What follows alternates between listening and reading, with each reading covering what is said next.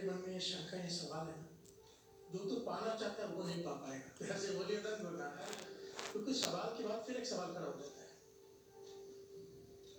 अब तक तूने पूर्ण समर्पित तो कर, जैसे कल बात निकली थी कि 100% अपना दे दे गुरु। तो ऐसे बोलिए धन गुरनान,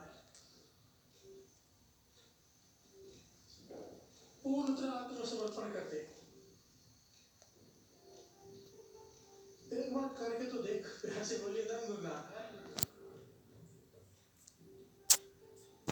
स्वामी जी ने विचार किया, बैठे तो देते, कहने क्या करो आत्मसमर्पण, कहने के मन के विचार छोड़ दे, सवाल छोड़ दे, शंका छोड़ दे, एक बार पूरी तरह अपने आप को समर्पित कर दे कि जो मैं करूं। ऐसे बोलिए धन गुरनान। स्वामी जी ने कहा ठीक है, मैं छोड़ता हूँ अपनी मत, आप जो करें। तो कहते हैं उससे तो स्वामी रामकृष्ण परमहंस ने उसे जमीन पर लटा के उसके छाती पर पांव रख दिया। ऐसे बोलिए धन गुरनान, सारे बोलिए धन गुरनान।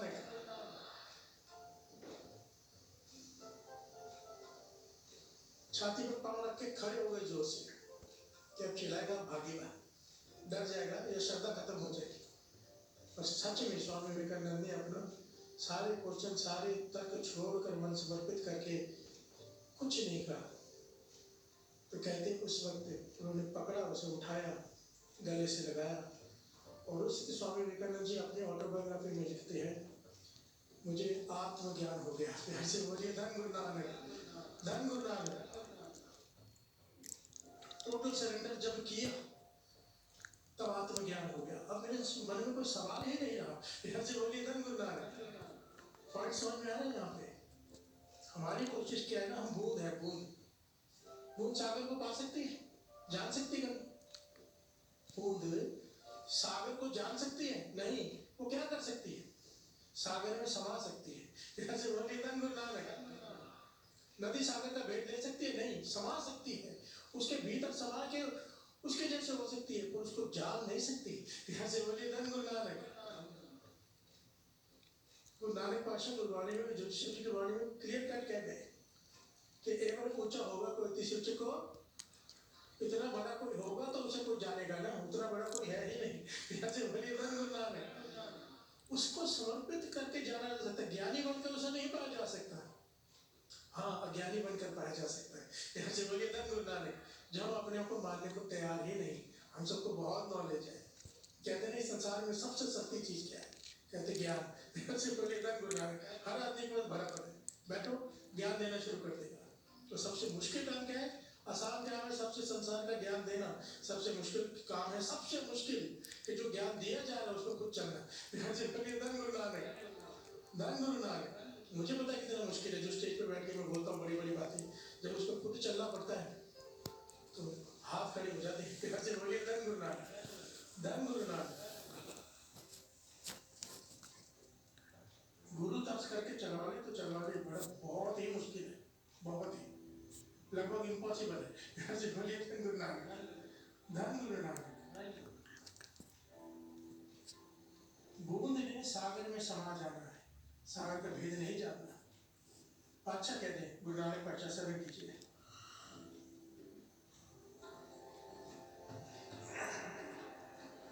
तू दरिया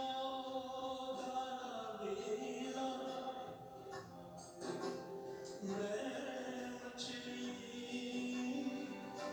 कैसे रहा। ऐसे बोलिए धन गुरु नानक। कहे तू तो सागर है, मैं मछली, तेरा अर्थ कैसे पाऊं? सारा जीवन भी चलता रहो तो भी नहीं पा सकते। ऐसे बोलिए धन गुरु नानक।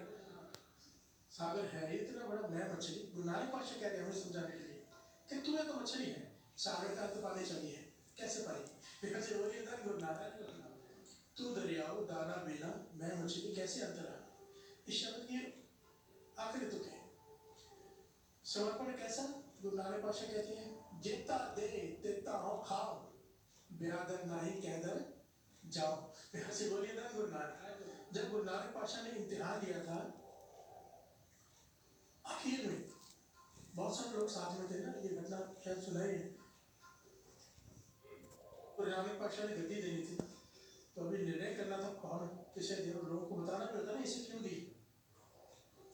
तो कहते हैं कि काफी लोग जो बहुत सेवा करते थे, सेवादार साथ में थे, बहुत लोगों का नाम आया।